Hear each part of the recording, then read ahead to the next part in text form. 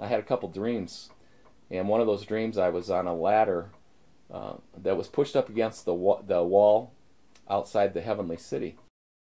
And I was looking over the wall into the city, and there was this huge pool of water, and every now and then a face would flash up into this crystal water, and an angel would go down, and it was like the person had died. The angel would go down and get their soul or their spirit.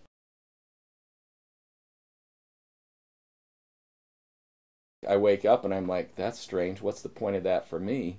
And then it hit me, I'm on the outside looking in. And I thought, I'm in trouble. I'm Jeff Dye. I'm VP of Programs at Minnesota Teen Challenge. I grew up on a farm in north central Iowa by a little town called Green. I had two older sisters, and then they got their boy, and so my dad and grandfather, of course, were thrilled because they had their farmer. Now, I always kind of grew up a little bit curious and a little bit rebellious and a little bit bad, and I definitely believe in that people have fallen natures and that they are not basically good. As I got into my teen years, I started to want to experiment with things and be curious, and drugs were coming from the West Coast. I was very depressed. I was burned out, as you would say, and I decided that David Wilkerson, this guy that had written The Cross and the Switchblade and had put out this tape called The Vision, which was talking about the second return of Jesus Christ, was going to be preaching, and I thought, I want to go hear this guy. And so, odd as it may sound, I got loaded for this crusade, and of course I'm not proud of that, but it's just my story. And so I was sitting there waiting for this to start, high as a kite, and David Wilkerson comes out, Dallas Holm comes out, he leads his worship. David Wilkerson then comes out and he goes, I was originally going to preach about something else tonight, but I decided that the Lord told me some of you are here that need to hear about the second coming of Jesus Christ.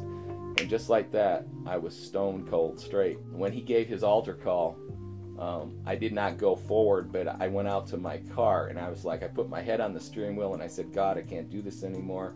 I need your help. I ended up going to community college, did a year of the broadcast program, got a job in Christian radio. I decided that I didn't want to stay in radio, that I wanted to go back to the farm and raise a family. Our marriage was in great distress. We didn't like each other anymore. We certainly didn't love each other, and we needed a miracle. And one thing about God, if you need a miracle and you ask, you might just get one. After we got things in our marriage straightened out, I decided I was going to change careers. I really felt like I wanted to pursue some kind of ministry and working with people, because agriculture, while I love the farm and everything about it, it was a little too isolating for me. One day I was reading a Christian magazine, and I don't know if it was a Christianity Today or a Moody Monthly or something like that. There was an advertisement in there for Crown College.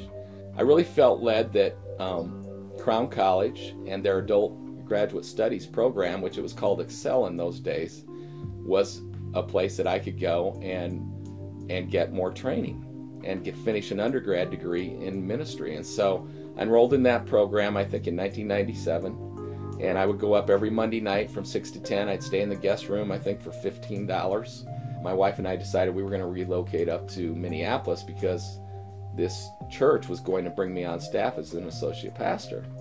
And so we moved up there. I graduated from Crown, was very, very proud of that, and graduated from this non-traditional seminary church school and was brought on staff, and 2 weeks into that position, senior pastor admitted that he had a sexual addiction. And I was thinking, oh no, this is not good.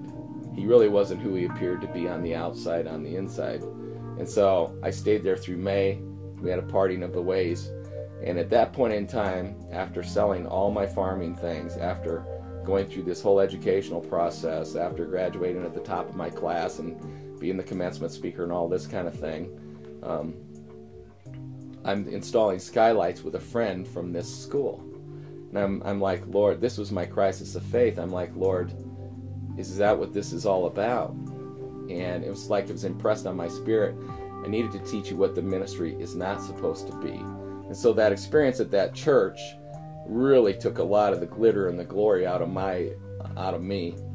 And I was like, I remember my response to him was, well, I know that it's always about you and me, and if this is what you want me to do, then I'm going to be happy to do it, and I'll be the best skylight installer I can be. God will oftentimes give someone a promise, and then it's like everything comes against that. and you get so discouraged, you go like, God, is this ever going to come to pass? Like, God, you've called me to work with people. You want me to minister to people. You want me to help people in the way I've been helped.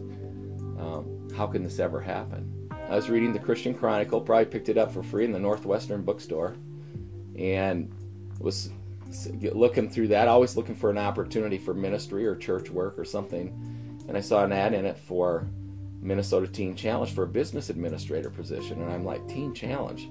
That's David Wilkerson. That'd be a great ministry to be able to working with teens and adults and things like that have addiction issues. I get that. My experience at Crown College really had kind of met a need for me, and I always enjoyed learning, reading, studying, and after finishing my undergrad in ministries there through the Excel program, I decided I'm interested in a master's degree. And I was doing an internship at the Christian Recovery Center, which is a local counseling agency, Christian agency, of course, and they asked me to come on staff, and so I was thinking about going into Christian therapy. And it was about that point in time that the executive director of Teen Challenge, Minnesota Teen Challenge, came to me and he goes, we were thinking about starting a TCMI, which is Teen Challenge Ministry Institute in Minnesota. Would you be interested in being the program director for that? And I'm like, I've just done all this, spent all this money for all this stuff, and I'm about ready to switch ships. But I knew it was God. And making disciples has always been my heartbeat. I love seeing people being touched by the gospel of Jesus Christ, seeing them set free, delivered, and lives changed. And that's the kind of ministry Teen Challenge is. And so I said yes to that. We started that school with 11 students. I had one assistant. Today, 6 years later, we have anywhere up to 60 students at any given moment in time. And the fun part about this is we're now partnering with Crown College and offering Crown College classes on site at the Ministry Institute, which we now call the Leadership Institute. And I'm even an adjunct faculty there, so it's like I couldn't have scripted this story. When I was at Crown, it really, working with some of those professors, Dr. Kasten, Waz, Ron Griffiths, Dr. Peterson, Dr. Mann's signature is on my diploma. I'm proud of my certificates. I love them, and it costs a little bit of money, so I like putting them on my wall. But it's fun to see that Dr. Mann's signature is on that. Now I've actually sat down and worked with Dr. Mann to craft this partnership between Crown and Minnesota Teen Challenge, to where we're offering up to 4 different majors at the Leadership Institute, which is certainly the Christian ministry major, strategic communication, the counseling psychology, and business. And so we're really excited about that possibility. We're looking to grow that. I know that Crown really wants that to grow as well. And I'm actually one of the adjunct faculty there now, which I don't know if I said that or not, but that's a hoot to me. I always tell the students, look, it took me 20 to 25 years to get an undergrad degree. Anybody can do this.